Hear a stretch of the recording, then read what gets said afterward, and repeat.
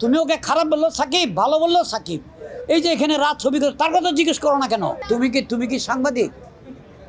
সাংবাদিকতা করেছো, লেখাপড়া করেছো, সাংবাদিকতার উপরে জার্নালিজম করেছো? আমি ওকে আনি নাই, সাকিবকে আমি তৈরি করি না, আমি ওকে নিয়ে প্রথম হিট ছবি করেছি। এখন সাকিবকে নিয়ে গেলে আমাকে এই মাসে, সামনের মাসে আমাকে 10 দিন 5 দিন দিল, আবার 6 মাস পরে গিয়ে আবার 5 দিন দিল।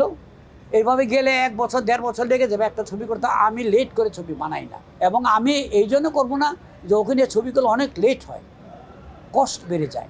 না ক্ষোভ থাকবে কেন? ওকে নিয়ে 2টা ছবি করেছি, ব্যবসা করেছে ছবি, আমার কেন ক্ষোভ থাকবে? আমি ওর উপর খুশি, ওকে নিয়ে প্রযোজকরা ছবি বানিয়ে লাভবান হচ্ছে।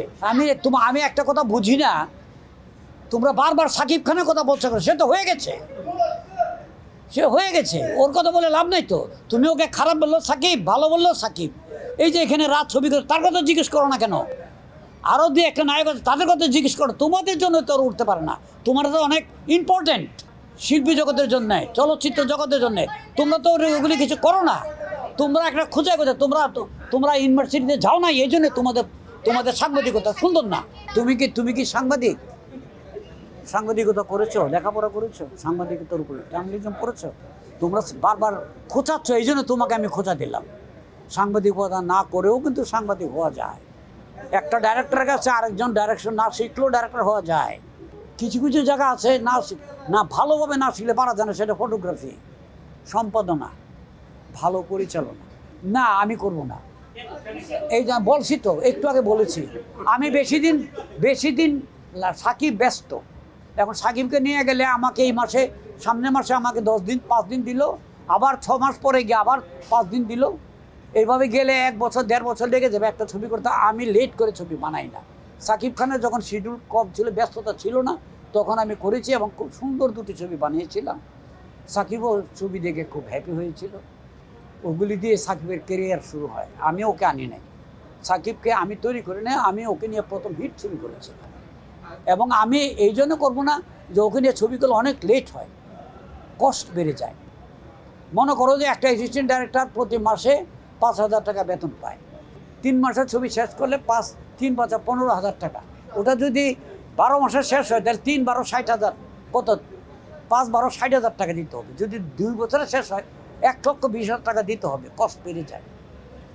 এই জন্য বেশি কষ্টে আমি সবসময় একটা বলা আছে, জেলার বেশি খরচ করে না। ওদের 2 বছর 1 বছর আগে শিডিউল দিয়ে রাখছে। আমি তো বলি, আমি যখন শিডিউল নেই, আমার ছবি কিন্তু 2-3 মাসের মধ্যে আমি ছবি শেষ করি। আমি গিয়ে শাবানাকে ম্যাডামকে বলি যে আমাকে একটা শিডিউল দেন, আমি আপনার উপরে একটা ছবি করব।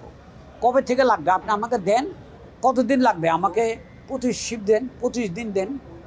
একসাথে তো পারবো না। আমি তো একসাথে দরকার নাই, কখন দিবেন আমাকে ডেটটা দিয়ে দেন, কিন্তু 3 মাসের ভিতরে আমার 25 দিন দিবেন।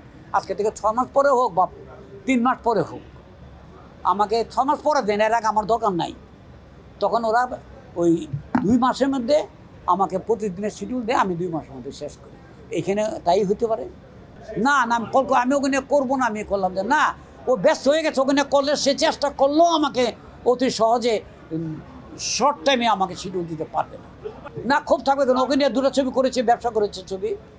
একটা আমার নিজের প্রোডাকশন, আমি ব্যবসা করেছি বাপ বেটির যুদ্ধ, রাজ্জাক ভাই আলমগীর সাহেব ছিল, সেখানে সাকিব ছিল, কফি ছিল।